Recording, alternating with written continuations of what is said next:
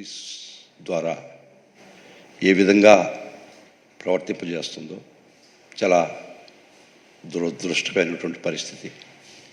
ఆ ప్రత్యేక పరిస్థితుల్లో నేను మీ ముందుకు వచ్చి కొన్ని విషయాలు చెప్పదలుచుకున్నాను. ఈరోజు నిన్న 11/7/2024 సాయంత్రం మేబీ అరౌండ్ 7 o'clock మాజీ ముఖ్యమంత్రి శ్రీ జగన్మోహన్ రెడ్డి గారి మీద మరియు కొంతమంది పోలీస్ ఆఫీసర్స్ మీద, కొంతమంది ప్రభుత్వ ఉద్యోగుల మీద శాంక్షన్ అనేది మర్చిపోయినారు, అది పక్కన పెడదాం. ఒక ఎఫ్ఐఆర్ క్రైమ్ నంబర్ 187/2024 రిజిస్టర్ కావడం జరిగింది. అఫెన్సెస్ ఏంటంటే మరీ దుర్మార్గం. 307 is the highest offence that is there. 307. దీనికి ప్రాథమికంగా బీజాలు ఎప్పుడు పడ్డాయంటే 14 May 2021. May 14, 2021. It's very important, note the date. అప్పుడు రఘురామకృష్ణరాజుని ఎఫ్ఐఆర్, ఆయన మీద ఒక కేసు రిజిస్టర్ చేయబడి ఉండింది. FIR 12/2027 dated 14th. ఆ కేసులో వారు హైదరాబాద్లో ఉండగా వారిని అరెస్ట్ చేసి కన్సర్న్ జ్యూరిస్డిక్షనల్ కోర్టుకి, గుంటూరు పరిధిలో కోర్టుకు తీసుకురావడం జరిగింది. ఆ నేపథ్యంలో వారిని 14వ తేదీ మే అరెస్ట్ చేసి సాయంత్రం 5 గంటలకి కోర్టు వారి దగ్గర తీసుకొచ్చి సెక్షన్ 167 ప్రకారం ఎప్పుడైతే when the investigation cannot be completed with in 24 hours అప్పుడు మాత్రం మ్యాజిస్ట్రేట్ దగ్గర పోయి 57 అనేది సిఆర్పిసిలో చెప్తుంది. 24 గంటలు మాత్రమే, 24 గంటల వరకు ఒక అరెస్ట్ చేసిన ముద్దాయిని పోలీస్ కస్టడీలో పెట్టుకోవచ్చు. అప్పటికీ కూడా ఇన్వెస్టిగేషన్ కాకపోతే మ్యాజిస్ట్రేట్ దగ్గర ప్రొడ్యూస్ చేయాలని సెక్షన్ 57 చెప్తుంది. సో ఆ విధంగానే ఆయన సాయంత్రం 5 గంటలకు అరెస్ట్ చేశారు, ఇన్వెస్టిగేట్ చేశారు. 15వ తేదీ సాయంత్రం 5 గంటలకి వారిని concern magistrate 6th additional judicial magistrate of first class Guntur అక్కడ ప్రొడ్యూస్ చేయడం జరిగింది. కాబట్టి చట్ట ప్రకారం 5 గంటలకి 14వ తేదీ అరెస్ట్ చేశారు. 15వ తేదీ లెక్క ప్రకారం 57 సిఆర్పిసి ప్రకారం 167 చెప్పినటువంటి విధానం ప్రకారం 5 గంటలకు ప్రొడ్యూస్ చేయడం, 24 గంటల్లో ప్రొడ్యూస్ చేయడం జరిగింది. ఏ విధమైనటువంటి చట్టంలో తప్పిదం జరగలే.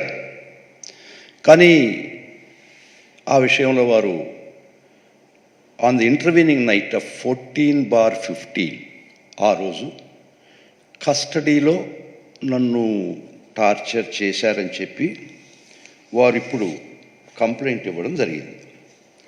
దానిలో చాలా స్పెసిఫిక్గా రాశారు వారి కంప్లైంట్ ఒకసారి చదివితే, ఈ కంప్లైంటు డేటెడ్ June 11, 2024 అంటే సుమారుగా 3 సంవత్సరాల తర్వాత. అఫెన్స్ జరిగింది 14 June 21లో, మే 21లో 14. 11 June 2024లో వారు ఒక మెయిల్ పంపించడం జరిగింది to the superintendent of police Guntur district Andhra Pradesh వారు త్రూ ఎ మెయిల్. అది 11వ తేదీ వారికి రీచ్ అయింది. కానీ 11/7 నిన్న కేసు రిజిస్టర్ జరిగింది. Though they received the complaint అని 11/6 నెల ముందర వాళ్ళకి కంప్లైంట్ చేరినా కూడా కన్సల్టేషన్సు, కన్ఫాబులేషన్సు, డెలిబరేషన్సు అన్నీ పూర్తి చేసుకొని ఈ కేసుని ఎవరి మీదకి మళ్ళించాలి, ఏ విధంగా మళ్ళించాలి అని ఒక దురుద్దేశంతో 11/7 నిన్న కేసు రిజిస్టర్ చేయడం జరిగింది. వారికి 11/6 మెయిల్ రిసీవ్ అయ్యి ఉంది. ముఖ్యంగా ఇది గుర్తుపెట్టుకోవాల్సి వస్తుంది. వారు దీనికన్నా ముందర వారిచ్చిన కంప్లైంట్లో ఒక ముఖ్యమైన పేరా చదవాల్సి వస్తుందండి. బ్యాక్గ్రౌండ్ ఆఫ్ ది కేస్ అని వారు ఇచ్చిన కంప్లైంట్లో, వారు పంపించిన మెయిల్ కంప్లైంట్లో, you can question me later on. A false case was registered against me by CBCID of Andhra Pradesh government, FIR number 12 of 2021 dated 14th May. On May 14, 2021, I was arrested without due process, including the absence of medical examination or adherence to proper legal procedure. It is pertinent to note that I had undergone cardiac surgery. I was arrested on May 14th, 2021 at 5 p.m. in Hyderabad. The rule of law required that I to be produced before the local magistrate in Hyderabad and undergo medical examination. Instead, I was bullied unlawfully and physically when put into the car and brought to Guntur. అది లీగల్గా ఏం procedure తప్పిదం చేశారో చేదా I will come later. చెప్తూ వారు ఏం చెప్తారంటే మళ్ళా ఇన్సిడెంట్ డీటెయిల్స్ గురించి రాస్తూ కంప్లైంట్లో, రిపోర్ట్లో, at around 11:30 p.m. The same night mister PV Sunil Kumar, the then DG CBCID, along with Seetharamanjaneyulu IPS and other police subordinates came to room where I was illegally kept in the CBCID office. My legs were tied up with ropes, preventing me from moving.